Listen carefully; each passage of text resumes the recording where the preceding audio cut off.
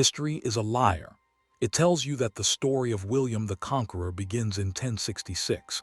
It tells you that it begins with a fleet of ships, a falling star, and an arrow in the eye of an English king. But if you start the story there, you miss the point entirely.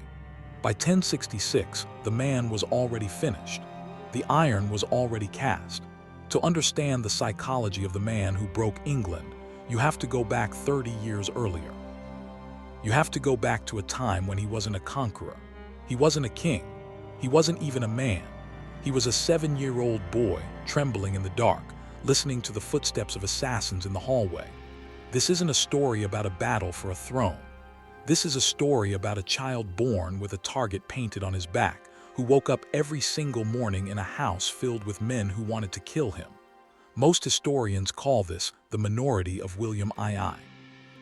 We are going to call it what it actually was: the longest, bloodiest survival horror story in the history of the Middle Ages. 1035 AD, the Duchy of Normandy. To understand why this place was about to explode, you have to understand the specific, lethal mechanics of Norman politics.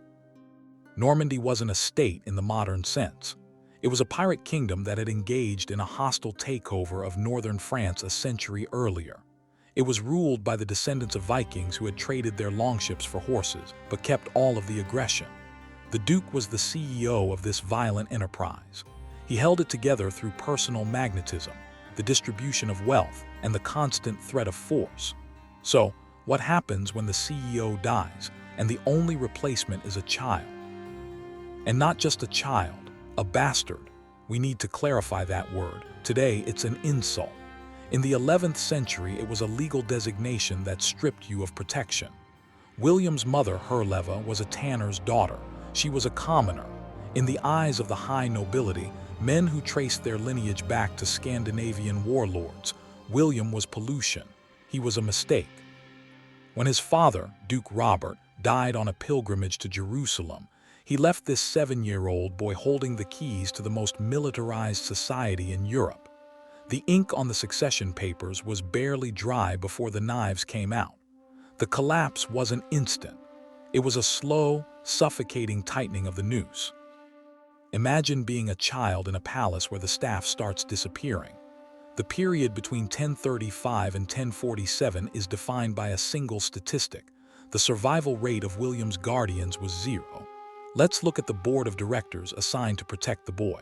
Count Gilbert of Brienne, a powerful, respected figure. He was riding his horse near Eschauffour when he was ambushed, murdered in broad daylight. Tirold, William's personal tutor, the man who taught him his letters, murdered. But those were distant deaths. The terror came closer. The most harrowing incident took place inside the castle of Vaudreuil. William was asleep in his bedchamber. Sleeping in the same room was Osborne the steward, the head of the household and the boy's last remaining shield.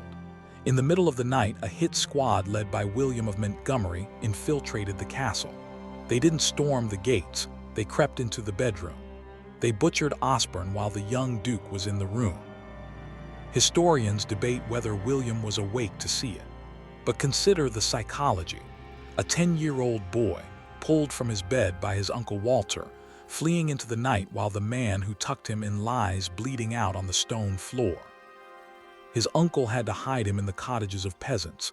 Think about that image, the Duke of Normandy, the ruler of the land, hiding in a shack, sleeping on straw, disguised as a commoner because his own castles were death traps.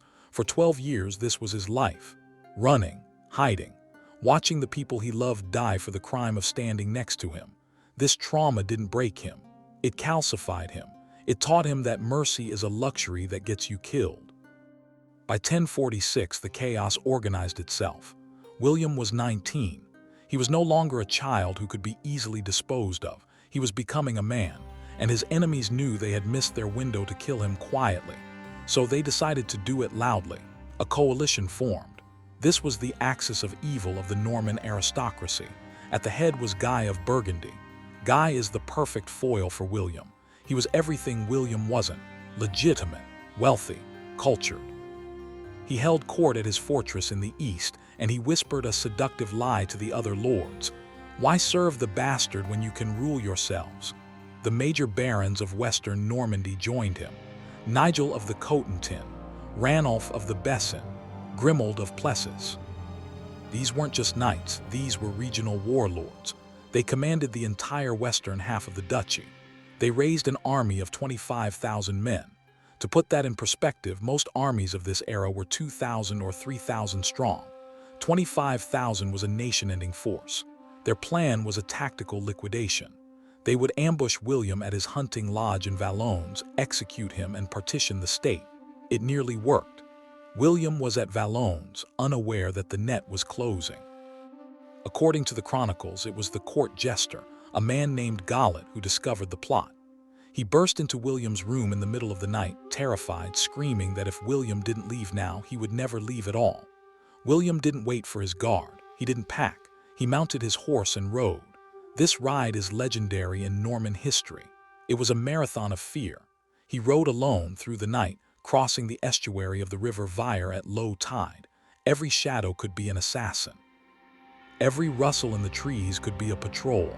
He rode so hard and so fast that by the time he reached the safety of the church at Rise, his horse collapsed. But he had made it. He reached Poissy. He reached the king, King Henry I of France. Technically, he was William's overlord, but in reality, French kings usually loved a weak Normandy. It made them feel safe. William walked into the king's court dusty, exhausted, desperate, and made the sales pitch of his life. He argued that this wasn't just a rebellion against a duke. It was a rebellion against the concept of authority itself. If they kill me, William essentially argued, they kill the law, and eventually they will come for you. Henry did the math. A Normandy ruled by a coalition of aggressive warlords was a threat to Paris. A Normandy ruled by a young, indebted duke was a useful buffer zone. Henry made the call. He mobilized the French royal army. 10,000 men marched north. Combined with the few loyalists William could scrape together, they moved to intercept the rebels. Summer, 1047. The plain of Val-ès-Dunes. This is flat, open country, perfect for cavalry. The rebels outnumbered the royalists significantly. But the rebel army had a fatal flaw. It was a co-op. Every lord was his own commander. There was no central brain. William and King Henry, by contrast, were fighting for survival. The battle opened with a massive cavalry charge. We need to strip away the Hollywood image of sword fighting. 11th century cavalry warfare was a high-speed collision. It was thousands of tons of horse and iron smashing together at 30 miles per hour. The sound would have been deafening. The crunch of bone, the screaming of horses. In the chaos, the rebel cohesion began to fracture. And then came the betrayal. Ralph Tesson, one of the rebel leaders, looked across the field. He saw the royal standard of France. He saw the king, and his nerve failed him. He couldn't fight God's anointed king. Mid-charge, he spurred his horse through the lines, rode up to William and struck him gently with his glove, fulfilling his oath to strike the duke, and then spun his horse around to fight for him. The rebel line saw the defection. Panic rippled through the ranks. Hamon Dentatus, the fiercest of the rebel lords, tried to turn the tide. He actually carved his way through the melee and unhorsed King Henry himself. Think about that. The King of France lying in the mud. But Hamon was swarmed and hacked to pieces before he could finish the job. With their champion dead and their allies defecting, the rebel army broke. The battle turned into a hunt. The rebels fled west toward the River Orne, but the river was deep and the banks were steep. Men in heavy chainmail tried to swim. Horses panicked in the current. It was a catastrophe. The chroniclers give us a detail here that is impossible to forget. They say the slaughter was so great that the bodies of the rebels floated downstream and jammed the water wheel of the mill at Barbalan. The river turned red. The machinery of daily life was literally clogged with the dead. William stood on the banks and watched them drown. He was 20 years old. He had won. Val-ès-Dunes was the end of William the Bastard and the beginning of William the Conqueror, but the victory did something to his mind. He realized that the truce of God, the peace the church tried to enforce, was a nice idea. But in the real world, peace is only enforced by the man with the strongest grip. He issued a decree. No castles could be built in Normandy without his permission. No private wars. No vendettas. Violence was no longer a right of the nobility. Violence was now a state monopoly, and William held the patent. He had survived the kill box. Now he was going to build one of his own. Val-ès-Dunes was a victory, yes. But in the medieval world, victory is an expiring commodity. You win the battle, you kill the traitors, and you think the war is over. But for William, the war had just changed shape. The years following 1047 weren't peaceful. They were a cold war. The Norman barons who had survived Val-ès-Dunes had bent the knee, but they hadn't changed their minds. They looked at William and they still saw a bastard. They still saw a tanner's grandson sitting on a throne that belonged to the blood of Vikings. They stopped fighting him on the battlefield because they knew they would lose. Instead, they started fighting him in the shadows. They fought him with whispers, with delays, with passive-aggressive resistance. William was 21 years old. He was technically the master of Normandy, but he was ruling over a powder keg, and the spark came from his own dinner table. Betrayal is always worse when it shares your DNA. Enter William of Talou, Count of Arques. This wasn't some minor, disgruntled landlord. This was the Duke's own uncle. Talou was the old guard. He was legitimate. He was wealthy. He was a man of the world who looked at his young nephew and saw an impostor. In the corporate structure of Normandy, Talou was the rogue executive who believes he should be the CEO, and he had the assets to back it up. He controlled the county of Talou, a massive territory in Upper Normandy. But more importantly, he controlled Arques. Let's talk about the geography of power. Arques wasn't just a castle, it was a super fortress. It sat on a massive ridge overlooking the confluence of the Varenne and Béthune rivers.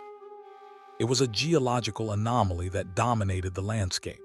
If you controlled Arques, you controlled the flow of trade, soldiers, and information between the coast and the interior. It was the throat of Normandy. Talou had spent years fortifying it. He had dug a massive ditch, so deep that chroniclers specifically mentioned it with awe. He had stockpiled grain. He had built a private army.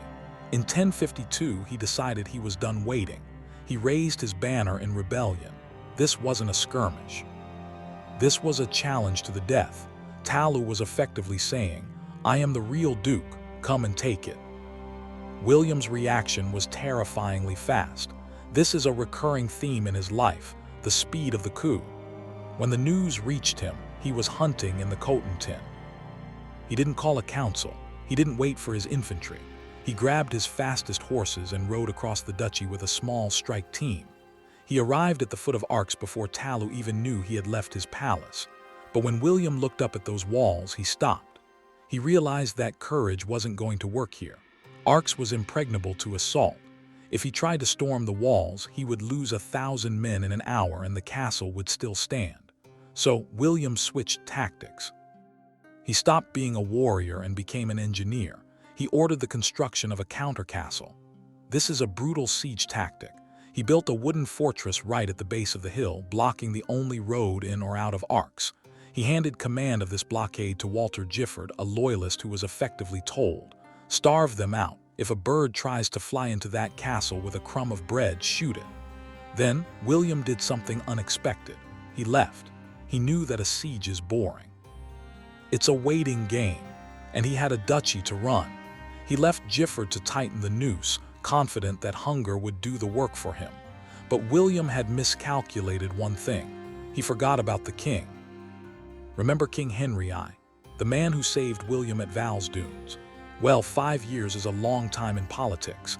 Henry had been watching William grow. He saw the efficiency. He saw the ruthlessness. And he started to get nervous. A weak Duke of Normandy is a good neighbor. A strong Duke of Normandy is a threat. When William of Talou rebelled, King Henry saw an opportunity to destabilize his rival. He flipped sides.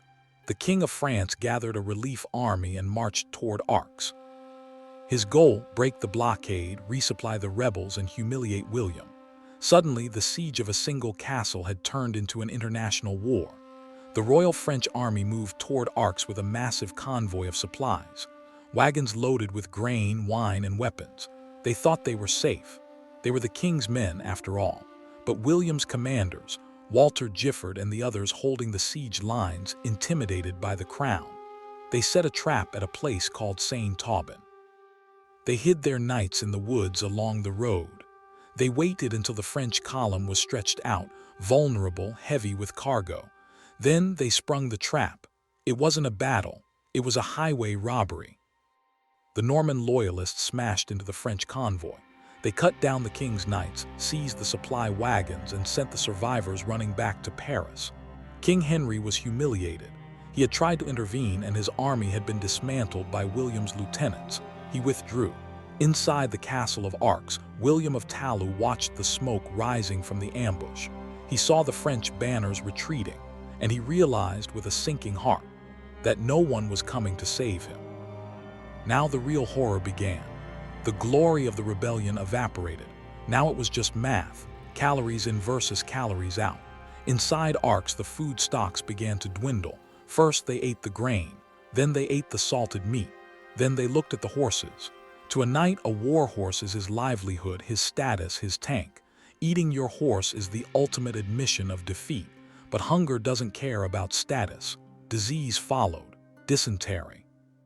The walls were still high, the ditch was still deep, but the men manning them were skeletons. It took nearly a full year of staring at the counter-castle below, a year of watching William's power grow while their own bodies wasted away. In 1053, the gates opened. William of Talou surrendered. He didn't die in battle, he wasn't executed. William the Conqueror did something crueler, he let him go. He stripped Talou of his lands, his titles, and his money, and he banished him. Talou wandered out of Normandy, a broken man, to live as a beggar in the courts of foreign lords. He became a living ghost, a warning to anyone else who thought about crossing the Duke. The message was clear. You cannot beat me in the field. You cannot beat me in a siege. And even the King of France cannot save you. The fall of Arques changed the texture of William's rule. He was no longer just a survivor. He was a master of logistics. He had proven that he could conduct a complex, long-term siege operation while simultaneously fighting off a foreign intervention. He seized the castle of Arques and garrisoned it with his own men. He took the lands of the rebels and gave them to the men who had stayed loyal, building a new aristocracy that owed everything to him. The boy duke was gone. Normandy was now a machine. And William was the operator, but King Henry was still out there. The king had been humiliated at the ambush of Saint-Aubin. His pride was wounded. He realized now that William wasn't just a nuisance, he was a rival power. Henry wasn't going to make the mistake of a small intervention again. He went back to Paris. He called his banners. He began to assemble an army, not a relief force, an invasion force. He was going to burn Normandy to the ground. For nearly 20 years, King Henry I of France had been the guarantor of William's life. He had marched his armies to save the young duke at Val-ès-Dunes. He had personally endorsed his succession, but in the Game of Thrones, gratitude has a very short shelf life. By 1054, the dynamic had inverted. William was no longer the stumbling child who needed protection. He was 27 years old. He was battle-hardened. He was ruthless. And he was consolidating a state that looked less like a chaotic duchy and more like a rival kingdom. King Henry looked at the map of northern France and realized a terrifying truth. He had created a monster. The buffer zone he wanted was gone. In its place was a military superpower sitting right on the Seine, threatening Paris itself. Henry decided he had to correct his mistake. He didn't just want to humiliate William this time. He wanted to dismantle him. He began to assemble a coalition of princes, counts, and dukes from across France. This wasn't a police action. It was a war of annihilation. The king's plan was a masterclass in operational warfare. He knew that William was fast. He knew that if he attacked in one place, William would rush there and counterattack. So Henry designed a strategy to paralyze him. He split the massive French army into two distinct invasion forces. Force 1, led by the king himself. This army would invade from the south, seizing the county of Évreux and marching toward the Seine.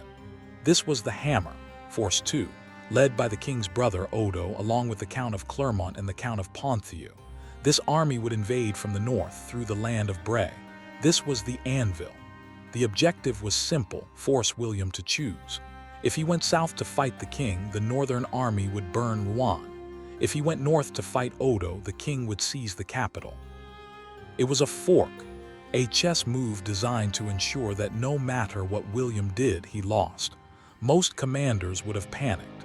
They would have tried to split their own army, weakening both halves and getting crushed in detail. William did something that proves his maturity as a general. He trusted his team. He realized he couldn't be in two places at once, so he didn't try to be. He took command of the defense against the king in the south personally. He positioned himself on the west bank of the Seine, mirroring the king's movements, blocking the river crossings, playing a game of cat and mouse. But for the north, he delegated. He gathered his most loyal barons, the Iron Circle of Normandy, Robert, Count of Eu, Hugh of Gurney, Walter Giffard, William de Warenne. He gave them a simple order: go north, find the invaders, and do not let them leave alive. This is the moment William stops being a warlord and starts being a head of state. He has built a system that can fight without him. The French Northern Army crossed into Normandy with confidence. They were led by princes and counts. They had the numbers, they had the royal banner, but they made a fatal assumption. They assumed William was busy with the king. They thought the north was undefended, so they got sloppy. Instead of marching in a tight combat column, they spread out. They started looting. They fanned out across the countryside near the town of Mortemer. They were raping, burning, stealing livestock, and drinking the wine they found in the cellars of the local peasantry. By the time they reached the town of Mortemer, they weren't an army anymore. They were a mob of armed tourists. They set up camp in the town, believing they were untouchable. They feasted, they drank, they slept without proper sentries. They had forgotten the one rule of fighting the Normans: you are never safe. The Norman loyalists, Robert of Eu and his strike force, were tracking them. They weren't marching with banners waving. They were moving through the forests, silent, invisible. They arrived at Mortemer in the dead of night, or perhaps the very early dawn, depending on the chronicler. They saw the French army scattered through the town, asleep in houses, horses unbridled, armor piled in corners. The Normans didn't offer a parley. They didn't challenge them to a duel. They set the town on fire. As the French knights stumbled out of the burning buildings, half-dressed, confused, choking on smoke, the Normans were waiting in the streets. It wasn't a battle, it was a liquidation. The fighting raged for hours, but it was a massacre. The French couldn't form a line. They couldn't find their horses. Guy, Count of Ponthieu, was captured. The Count of Clermont escaped by the skin of his teeth. Odo, the king's brother, fled into the woods like a fugitive. The invincible Northern Army was erased from the map in a single morning. But the military victory wasn't enough for William. He wanted a psychological victory. He wanted to break the king's spirit. William was still facing off against King Henry in the south. Two armies were staring at each other across the river. That night, news of the victory at Mortemer reached William. He didn't attack the king. Instead, he sent a single messenger, a herald, to infiltrate the king's camp in the dark. The herald climbed a tall tree overlooking the king's tent, and in the silence of the night, he began to shout. He didn't shout insults, he shouted the news. "Frenchmen, wake up! You are sleeping too long. Go and bury your friends at Mortemer." He listed the names of the dead. He listed the captives. He described the total destruction of the king's brother's army. King Henry woke up to the voice of a ghost telling him he had lost. The psychological impact was devastating. Panic swept through the royal camp. The king, realizing his pincer movement had snapped, ordered an immediate retreat. He didn't even fight. He packed his tents and ran. The Battle of Mortemer changed everything. Before 1054, William was a vassal. After 1054, he was a sovereign. He had defeated a royal coalition on two fronts simultaneously. He had captured some of the highest-ranking nobles in France. He didn't execute them. He ransomed them. He turned their defeat into gold to fund his own army. Guy of Ponthieu, the man who had tried to destroy him, spent 2 years in a Norman dungeon before swearing allegiance to William. This was the moment Europe woke up and realized Normandy is not a province of France. Normandy is a predator, and the man leading it is the most dangerous CEO in Europe. But William wasn't done, because while he had secured his borders, he had also secured something else, a wife, and that marriage would bring him something more valuable than land. It would bring him a claim to a kingdom across the sea. By the late 1050s, William was strong, but he was surrounded. To the south, he had Geoffrey Martel, the Count of Anjou, a man so violent he was known as the Hammer. To the east, he had King Henry I, who was still bitter about his humiliation at Mortemer and Varaville. William was effectively playing defense against two superpowers simultaneously. But then, in 1060, something happened that no strategist could have predicted: divine intervention. On August 4th, King Henry I of France died. 3 months later, on November 14th, Geoffrey Martel died. In the span of a single season, William's two greatest enemies were erased from the board. The chessboard didn't just change, it cleared. King Henry was succeeded by his young son, Philip I, a child, who was appointed as the child's guardian, Baldwin of Flanders, William's father-in-law. Suddenly, France wasn't a threat, it was an ally. Anjou collapsed into a civil war between Geoffrey's nephews. For the first time in his life, William didn't have to look over his shoulder. The sharks were dead, and William looked south. Between Normandy and Anjou lay the county of Maine. Maine was a swing state. It was a wealthy, strategic buffer zone. If Anjou controlled it, they could invade Normandy at will. If Normandy controlled it, they could threaten the Loire Valley. For generations, it had been a killing field. But in 1062, the Count of Maine, Herbert II, died. And here is where we see the William playbook for the first time, the exact same playbook he would use in England 4 years later. Herbert didn't have children, but years earlier he had betrothed his sister to William's son and, according to William, had promised the county to Normandy on his deathbed. Sound familiar? The ruler promised me the land before he died. It is the exact same legal argument he would use against Harold Godwinson. William didn't invade Maine as a conqueror. He invaded as the legitimate heir coming to collect his inheritance. It was a masterstroke of propaganda, but the people of Maine didn't care about William's legal theories. The local nobility rebelled. The city of Le Mans, the capital of the county, slammed its gates shut. They wanted independence, not a Norman overlord.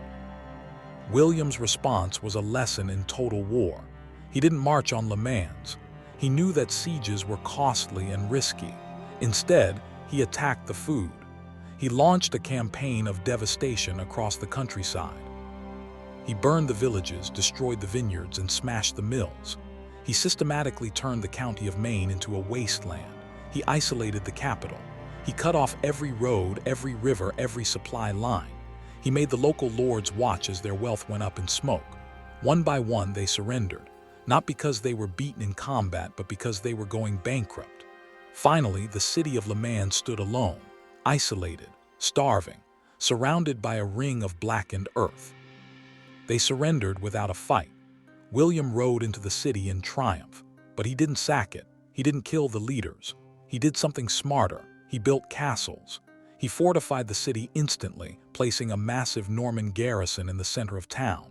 He accepted the homage of the local leaders, smiled, and told them they were now under his protection. He had conquered a sovereign state, doubled the size of his southern border, and eliminated his greatest strategic vulnerability. And he had done it all as a rehearsal.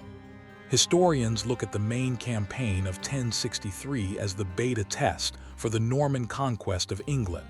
The legal claim, the propaganda, the scorched earth, the castle building, the rapid consolidation. Everything he did in Maine, he would do in England. He was practicing.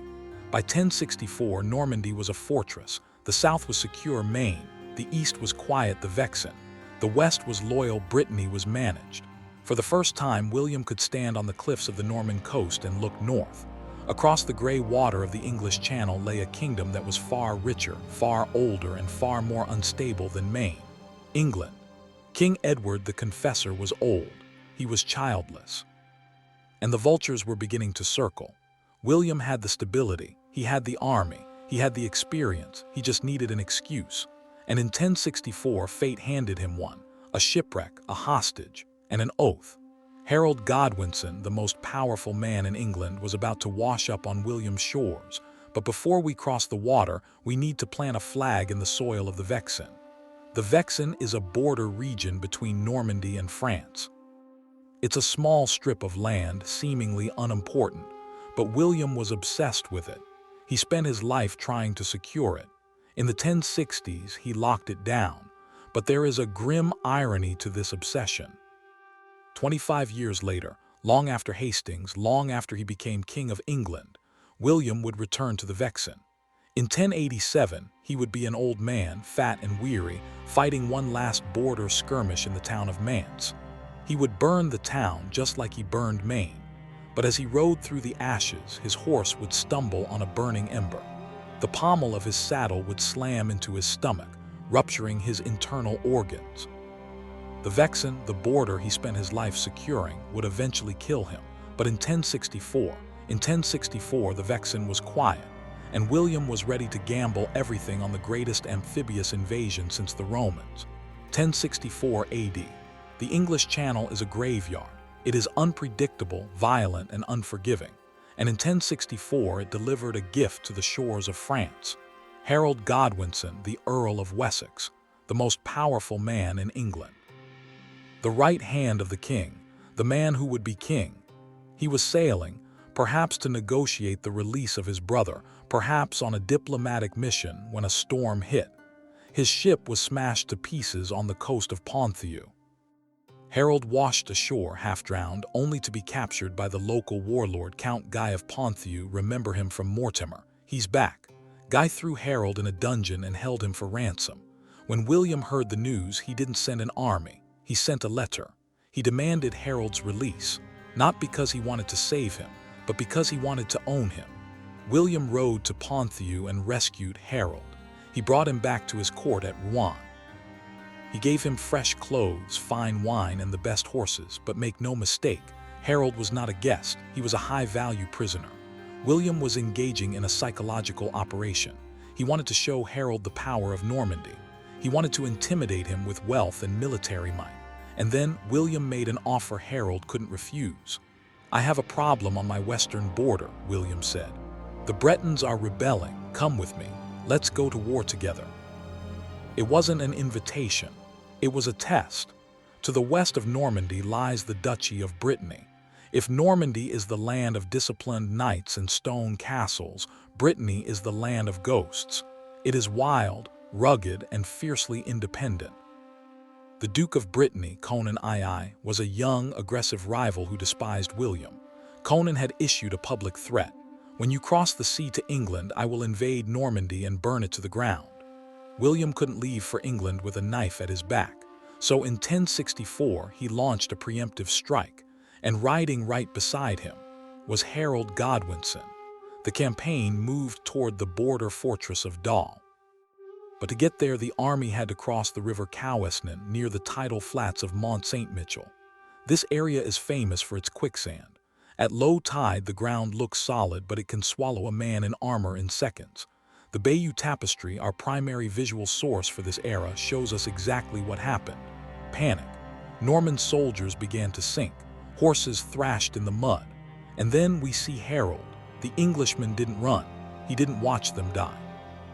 He is depicted using his immense physical strength to pull men out of the quicksand, carrying one soldier on his back while dragging another.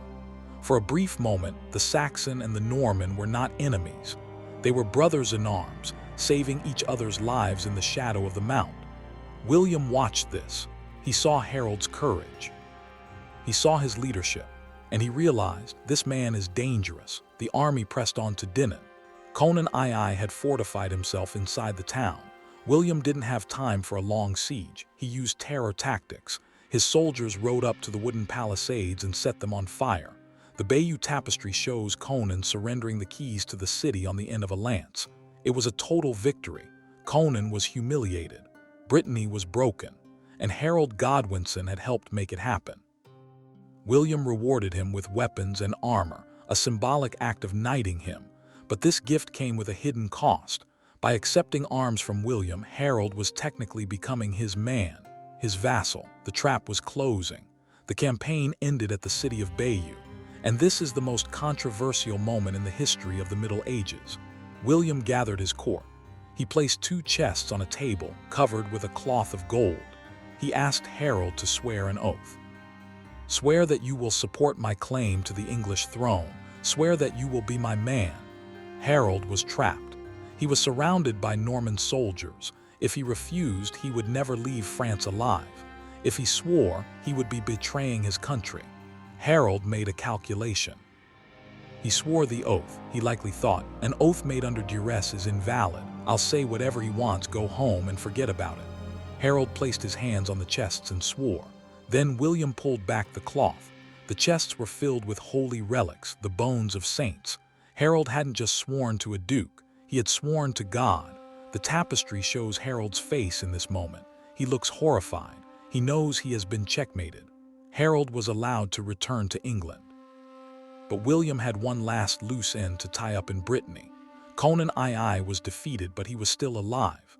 And as long as he was alive, he was a threat. In 1066, just as William was preparing his fleet, news arrived from Brittany. Conan II was dead. He had died suddenly in the middle of a campaign. The rumor mill went into overdrive. The story whispered in every court in Europe was that William had sent a gift to his rival, a pair of riding gloves. The gloves were laced with poison. Conan put them on, wiped his mouth, and was dead within hours. We will never know if William ordered the hit, but we know the result. Brittany fell into chaos. The threat was gone. William's western flank was secure. The irony of the Breton War is staggering. The Bretons hated the Normans. They had fought them for a century. But in 1066, a massive contingent of Breton knights showed up at the muster. Why? Because William offered them land. He offered them a piece of England. He turned his enemies into mercenaries. Men like Alan the Red, a Breton count, would ride with William at Hastings. He would become one of the richest men in England. William had achieved the impossible. He had united the feuding warlords of northern France under a single banner. Normandy, Brittany, Flanders, Maine, Ponthieu, they were all behind him now. January 5, 1066. King Edward the Confessor dies in London. The news travels across the Channel. It reaches William in his hunting park near Rouen. The chroniclers say he stopped hunting immediately. He sat on a log, covering his face with his cloak, speaking to no one for hours. He wasn't grieving, he was thinking. The practice runs were over. The border wars were done. The rehearsals in Maine and Brittany were finished. Harold Godwinson had seized the crown, breaking his oath. William stood up. He looked at his barons, the men who had survived the minority, the men who had fought at Val-ès-Dunes, Mortemer, and Varaville, and he gave the order, build the ships. January 1066. William had the ambition, he had the anger, he had the target, but he had one massive, glaring problem. He didn't have a navy. Normandy wasn't a maritime power. It was a land of cavalry and castles. The Vikings who had settled there a century earlier had abandoned their longships for horses. To invade England, William needed to transport 7,000 men and, crucially, 2,000 war horses across the most dangerous stretch of water in northern Europe. This wasn't just a military operation. It was an industrial miracle. William ordered the construction of a fleet from scratch. He didn't just need ships, he needed specialized ships. Flat-bottomed transports capable of beaching on the English coast and offloading heavy cavalry directly into the surf. He turned the entire coastline of Normandy into a factory. Forests were leveled. Iron was mined. The sound of hammers didn't stop for 6 months, but before he could build the ships, he had to build the coalition. In the spring of 1066, William summoned his barons to the castle of Lillibon.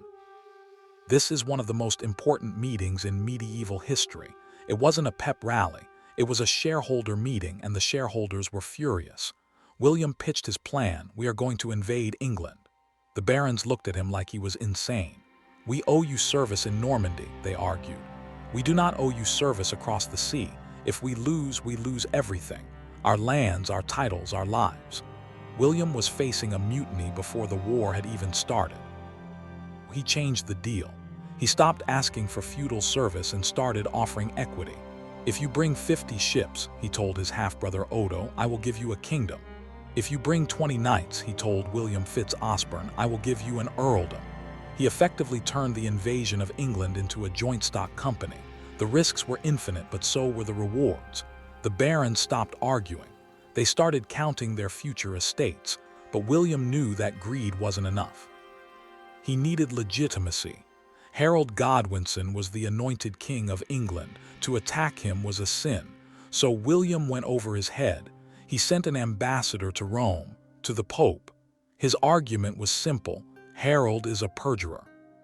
He broke a holy oath, swore on saintly relics. He is a usurper. The Pope, Alexander II, listened, and he gave William something that changed the nature of the war entirely: a papal banner. This was the medieval equivalent of a UN mandate. It transformed a dirty war of succession into a holy crusade. Suddenly, fighting for William wasn't just profitable, it was a ticket to heaven. Mercenaries flocked to his banner. Soldiers from Flanders, Brittany, France, and even southern Italy poured into Normandy. They weren't joining an army, they were joining a movement. By August, the fleet was assembled at the mouth of the river Dives. The scale is hard to comprehend. 700 ships, 14,000 men, soldiers, sailors, servants, 2,000 war horses. Let's talk about the horses. Transporting horses by sea is a logistical nightmare. They panic, they get seasick, they kick holes in the hull. William's shipwrights built custom transports with low gunwales, allowing horses to be walked on and off. But the real genius was the prefabricated castle. William knew that the moment he landed in England, he would be vulnerable. He couldn't wait months to build a stone fortress. So, he built a wooden castle in Normandy. He cut the timbers, marked them, disassembled them, and packed them into barrels. It was the world's first flat-pack fortress. The plan was to land, assemble the castle within 24 hours, and secure a beachhead before Harold could react. Then, in late April, the sky caught fire. A hairy star appeared in the heavens. We know it today as Halley's Comet. In the 11th century, comets were terrifying. They were omens of doom. They meant that a kingdom was about to fall. In England, the monks looked up and trembled. "You have come," one wrote, "you source of tears to many mothers." In Normandy, William pointed at the sky and smiled. "Look," he told his men, "God is signaling the end of the Saxon king." It was a masterclass in propaganda. He took a cosmic event and claimed copyright on it. August 12th, the fleet was ready. The men were ready. The horses were loaded, but the fleet didn't move. The wind was blowing from the north. For 6 weeks, the wind refused to change.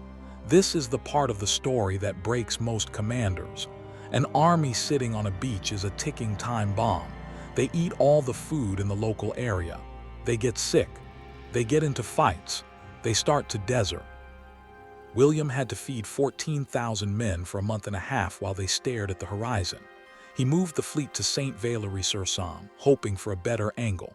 Still, the north wind blew.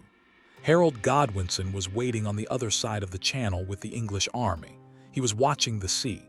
But as September dragged on, Harold's army began to run out of food. The harvest was due. His men were peasant levies. They needed to go home to farm. On September 8th, Harold was forced to disband the English fleet and army. He sent them home.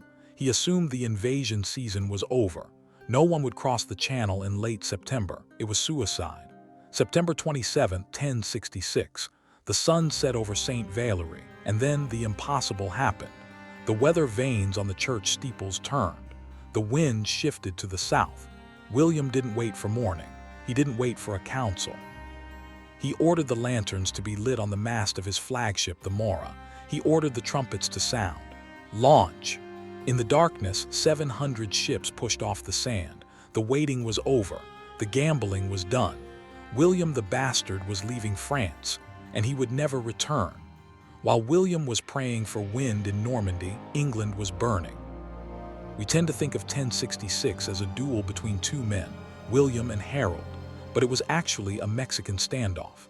There was a third player, a man who makes William the Conqueror look like a politician, Harald Hardrada, the King of Norway. Hardrada translates roughly to hard ruler or tyrant. He was the last of the great Viking legends. He was 7 feet tall, allegedly. He had served as the commander of the Varangian Guard in Constantinople. He had fought in Sicily, Bulgaria, and Jerusalem. He was a living weapon. And in September 1066, he decided that England looked ripe for the taking. He didn't come alone. He came with 300 longships. That's an invasion force of nearly 10,000 veteran warriors. But the most dangerous man in Hardrada's fleet wasn't a Viking. It was an Englishman, Tostig Godwinson, Harold's own brother. This is the Cain and Abel story of 1066. Tostig was the former Earl of Northumbria, but he had been exiled for his brutality. He blamed Harold for his downfall. Consumed by spite, Tostig traveled to Norway and sold his country to the Vikings. He told Hardrada, "My brother is weak. The North hates him. If you land, they will rise up and join you." It was a lie, but it worked. The Viking fleet landed near York. The local English earls, Edwin and Morcar, tried to stop them at the Battle of Fulford. It was a disaster. The Vikings crushed the northern levies. They walked into York not as conquerors, but as liberators. Harold Godwinson, sitting in London, received the news. He had a nightmare scenario. William was in the south. Hardrada was in the north. He had to choose: defend the coast against a ghost who might never come, or march north to fight a monster who was already burning his cities. Harold chose to fight. What followed is one of the greatest feats of logistics in military history. Harold Godwinson took his elite housecarls, his professional bodyguards, and marched north. They covered 185 miles in 4 days. Let that sink in. An army in the Middle Ages usually moves at 10 miles a day. Harold moved at nearly 50. They marched day and night. They slept in ditches. They ate while walking. Horses died of exhaustion. Men collapsed, but they didn't stop. Harold knew that his only chance was speed. He had to catch the Vikings before they could consolidate. September 25th. The Vikings were relaxing at a place called Stamford Bridge, a few miles east of York. It was a hot day. The Vikings had left their armor on their ships. They were expecting hostages to be delivered, not an army. Suddenly, they saw a cloud of dust on the horizon. Then the glint of steel. Tostig reportedly asked, "Who are these men?" Hardrada, recognizing the banners, realized the trap had sprung. "It is the King of England." The Vikings were caught completely off guard. They were unarmored, scattered on both sides of the river Derwent. Harold's army smashed into them like a freight train. The English army had to cross a narrow wooden bridge to get to the main Viking force. And this is where history turns into legend. According to the Anglo-Saxon Chronicle, a single Viking warrior, a giant of a man, held the bridge alone. He was a berserker. He wielded a massive Dane axe. He blocked the crossing, killing every Englishman who tried to pass. The chronicles say he killed 40 men single-handedly. He bought Hardrada time to form a shield wall. The English couldn't get past him. Arrows bounced off his shield. Spears couldn't reach him. Finally, an English soldier had to float under the bridge in a half-barrel and thrust a long spear up through the wooden planks, stabbing the Viking in the groin. The giant fell. The bridge was open. The English poured across. The battle that followed was a meat grinder. It was shield wall versus shield wall. Hardrada, fighting without armor, went into a battle rage. He was cutting men down with a two-handed sword, but an arrow struck him in the throat. The giant fell. The last Viking was dead. Harold Godwinson then did something extraordinary. He stopped the fighting. He offered his brother Tostig a chance to surrender. "I will give you your life," Harold shouted across the shield wall. "And I will give you a third of the kingdom," Tostig asked. "And what will you give to Hardrada?" Harold replied. 7 feet of English ground, or perhaps a little more since he is taller than other men." Tostig refused. He chose to die with his new allies. The fighting resumed. By evening, the Viking army was annihilated. Of the 300 ships that arrived, only 24 were needed to carry the survivors home. Harold had done the impossible. He had marched across the country and destroyed the greatest warrior in Europe. He held a victory feast in York. The wine flowed. The men celebrated. They thought the war was over. 2 days later, a messenger burst into the hall. He was covered in mud, exhausted. He ran to the king's table and whispered in his ear. The room went silent. The wind had changed. William the Bastard had landed at Pevensey. Harold looked at his commanders. His housecarls were battered. His archers were out of arrows. His best men were dead or wounded. He had just saved England in the north. Now he had to march 250 miles south and save it again. And he had to do it immediately. This is the tragedy of 1066. If Harold had been fresh, if he had been fully rested, Hastings might have been a massacre in his favor, but he wasn't fresh. He was a man running on fumes. He rallied his exhausted troops. "We march again," he ordered. As they walked out of York, leaving their dead comrades behind, the soldiers must have known. They were marching to their graves. The last Viking was dead, but the first Norman was waiting. September 28, 1066. Pevensey Bay. The morning mist cleared and the locals looked out to sea. They saw a forest of masts, 700 ships. The Norman army hit the beach at 9:00 a.m. There was no resistance. The coast was empty. Harold was still in the north, burying the dead at Stamford Bridge. As William stepped off his flagship, the Mora, catastrophe nearly struck. He tripped. He fell face first into the wet sand. A collective gasp went through the army. In the medieval mind, this was a disastrous omen. God has rejected him, the land has rejected him. But William was quick. He grabbed 2 handfuls of sand, stood up and shouted, "See, I have taken England with both hands, it is mine now."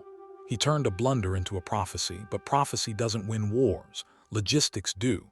William didn't march on London. He didn't chase Harold. He stayed put. He built a prefabricated wooden castle at Hastings. He secured his supply lines, and then he started to burn. He knew that Harold Godwinson was the Earl of Wessex. This was his personal land. The peasants being slaughtered were his tenants. The villages burning were his revenue stream. William was baiting him. He was effectively saying, "I am burning your house down, come and stop me." Harold took the bait. He marched south from York. He stopped briefly in London to gather fresh levies, but he didn't wait long enough. His brother Geoff pleaded with him, "Wait, let us burn the land in front of William. Let us starve him out. You stay in London. I will lead the army." It was sound advice. If Harold had waited, William would have starved in a month, but Harold was a king. He couldn't watch his people burn. He marched, October 13th. Harold arrived at a place the locals called Senlac. It means sand lake. He arrived too late to surprise William, but he won the race for the ground. Harold seized the high ground. He deployed his army along a ridge about 800 yards long. His flanks were protected by steep slopes and woods. It was a perfect defensive position. His army formed a shield wall. Imagine a solid wall of limewood and leather, 5 men deep, shoulders touching, shields overlapping. Behind the shield stood the housecarls, the elite heavy infantry with their 2-handed Danish axes. These axes could cleave a horse's skull in a single blow. Harold's strategy was simple.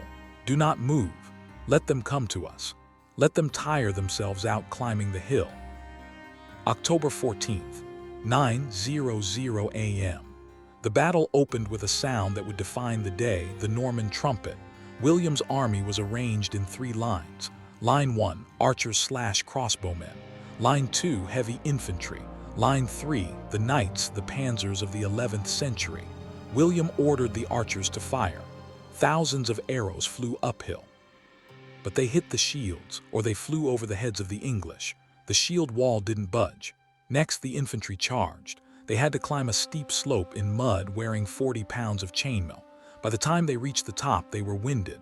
The English wall met them with a wall of spears. The Normans were pushed back. Finally, the cavalry charged. Horses are terrified of a solid wall. They won't run into it. The knights rode up, threw their javelins, and tried to hack at the wall.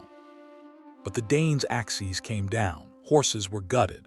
Knights were pulled from their saddles and butchered. For 2 hours, the Normans threw everything they had at the hill. Nothing worked. The English were shouting insults. Ut, out, out. Then around noon, disaster struck the Normans. The Breton division on the left flank broke. They couldn't take the punishment anymore. They turned and ran down the hill. Seeing the enemy flee, the English militia on the right flank broke ranks. They chased them. The shield wall had a gap. Panic spread to the Norman center. A rumor flew through the ranks. The Duke is dead. William is killed. The entire Norman army began to disintegrate. This was the moment Harold could have won. If he had ordered a general charge, he would have swept William into the sea, but he stayed on the hill. William saw his army collapsing. He rode into the middle of the panic. He grabbed his helmet and ripped it off his head. He rode along the line, his face exposed, shouting, "Look at me, I am alive, and by the grace of God I will conquer." His men stopped running, they saw their leader. The panic turned into rage. William pointed at the English militia who had foolishly chased the Bretons down the hill. Cut them off! The Norman cavalry wheeled around and surrounded the English soldiers in the valley. They were slaughtered to the last man. The gap in the shield wall was closed, but the psychological momentum had shifted. William realized something crucial. The English wanted to pursue. They lacked discipline. William changed tactics. He ordered his cavalry to charge, and then run away. This is called a feigned retreat. It is incredibly difficult to execute. You have to convince your men to turn their backs on the enemy, ride away, and then turn around again on command. If you mess it up, it becomes a real retreat. But William's knights were professionals. They charged. They clashed. They shouted in panic and rode away. The English, seeing victory, broke the shield wall again. They are running, get them! Hundreds of Englishmen ran down the hill, and then the Normans turned. The trap snapped shut. The English were caught in the open field without their shield wall and were cut down by the cavalry. William did this twice, maybe 3 times. Each time he shaved layers off the English army. The shield wall was getting thinner. The pile of bodies was getting higher. Late afternoon. The sun is setting. The English are still holding the hill, but they are exhausted. They are standing on the corpses of their brothers. William plays his final card, combined arms. He orders his archers to change their angle. Don't shoot at them, shoot over them. The arrows began to rain down vertically, falling like hail on the heads of the men behind the shields. At the same time, the infantry charged. At the same time, the cavalry hit the flanks. The English were being killed from the front, the sides, and the sky. And then it happened. Somewhere in the press of bodies, around the royal standard of the fighting man, King Harold Godwinson looked up. Whether it was an arrow in the eye, as the legend says, or a sword stroke from a Norman knight, the king fell. The news rippled through the line. The king is dead. The English resistance collapsed. The housecarls, loyal to the end, gathered around Harold's body. They fought until they were all dead. They didn't surrender. They died where they stood. The rest of the army fled into the woods. The sun went down. The silence returned to Senlac Hill. William rode up to the summit. He sat on his horse, surrounded by thousands of dead men. He ordered his tent to be pitched right there, on top of the bodies, among the blood and the broken shields. He wanted to sleep on his prize. The next morning, the women of the local villages came to find their husbands. They couldn't identify the king. His face was too mutilated. They had to bring Edith Swanneck, Harold's mistress, to identify him by marks known only to her. William refused to give Harold a Christian burial. "Let him guard the coast," William said. He ordered the body buried under a pile of stones on the beach. The Godwin dynasty was extinct. The Anglo-Saxon aristocracy was wiped out in a single afternoon. William wasn't just a duke anymore. He was the Conqueror. Christmas Day, 1066, Westminster Abbey. William is crowned King of England, but the ceremony goes wrong. When the Archbishop asked the crowd if they accepted William, they shouted yes, in English and French. The Norman guards outside, hearing the shouting, thought a riot had started. They panicked and set fire to the houses around the abbey. Smoke filled the church. The congregation fled. William was left alone at the altar, trembling, while the Archbishop hurriedly placed the crown on his head. Outside, London was burning. It was a fitting start to his reign, a reign born in fire, a reign held by terror. The bastard had won, but the cost was an entire civilization. October 14, 1066. The sun went down on Senlac Hill. William was the victor, he was the king, but he had made a miscalculation. He thought he had conquered England. In reality, he had only decapitated it. He had killed the king and the earls, but the organism of England, the villages, the church, the deep-rooted Saxon identity was still alive, and it was angry. William didn't inherit a kingdom. He inherited a prison riot. For the next 20 years, William wouldn't sleep in a palace. He would sleep in a saddle. Because the war for England had only just begun. How do 8,000 Normans control 2 million Englishmen? You can't do it with diplomacy. You do it with architecture. William launched the greatest construction project in the history of the Middle Ages, the castle. Before 1066, castles were rare in England. After 1066, they were a plague. William built them everywhere: London, York, Winchester, Exeter. These weren't the romantic stone palaces you see in movies. They were Bailey forts, ugly, fast, and terrifying, a massive mound of earth, a wooden tower on top, a palisade full of armed men. They were nails hammered into the flesh of England to hold it down. If a village rebelled, the garrison rode out and burned it. If a tax wasn't paid, the garrison rode out and seized the cattle. The English landscape was militarized. The horizon was no longer open. It was watched, but the North refused to submit. In 1069, the Earls of the North rose up. They were supported by a Danish fleet. They slaughtered the Norman garrison at York. William's reaction was psychotic. He didn't just defeat the rebels. He decided to erase the North from the map. This event is known as the Harrying of the North. It was a calculated genocide. William marched his army across Yorkshire, Cheshire, and Northumberland. He ordered his men to burn everything, every village, every house, every crop, every seed, every animal. He salted the earth. The result was a famine of biblical proportions. The chroniclers tell us that men ate horses, dogs, and cats. Some even resorted to cannibalism. 100,000 people died of starvation. When the Domesday Book was written 17 years later, the entry for Yorkshire simply read, Wasta, waste. The North was empty. William had made a desert and called it peace. By 1086, the resistance was dead. The old English aristocracy was gone. 4,000 thanes had been replaced by 200 Norman barons. Language had changed.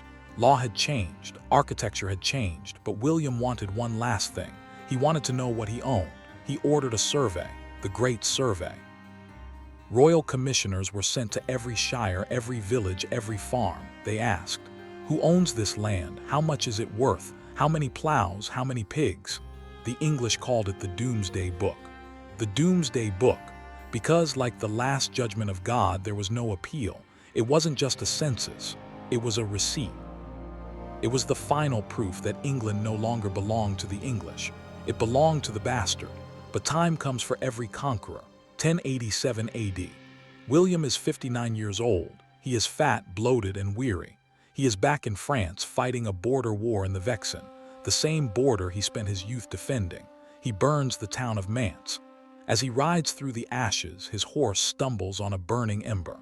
The pommel of his saddle slams into his stomach with crushing force.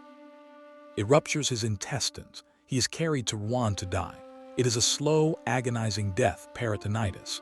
And as he lay dying, the sharks began to circle. His own children, Robert, William, Rufus, and Henry, were already fighting over his inheritance.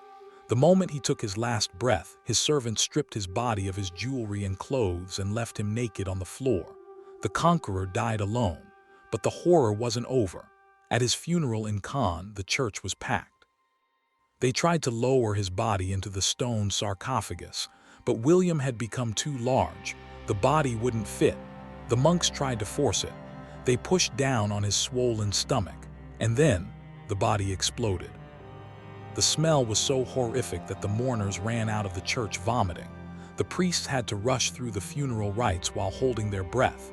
The man who had terrified Europe ended as a rotting corpse that cleared a room. It was a grim, grotesque end to a life of violence. So, why does he matter? Why do we still talk about 1066? Because William didn't just change the king. He changed the DNA of the Western world. He connected England to Europe. He introduced the culture of castles, chivalry, and feudalism. He created a new language, a hybrid of French and German that we call English. If William had lost at Hastings, you wouldn't be understanding these words right now. He was a tyrant, a murderer, a war criminal by modern standards, but he was also a visionary. He took a fractured island nation and forged it into a superpower. The boy who hid in the peasant's cottage became the man who broke the world. And 1,000 years later, we are still living in the shadow of the bastard.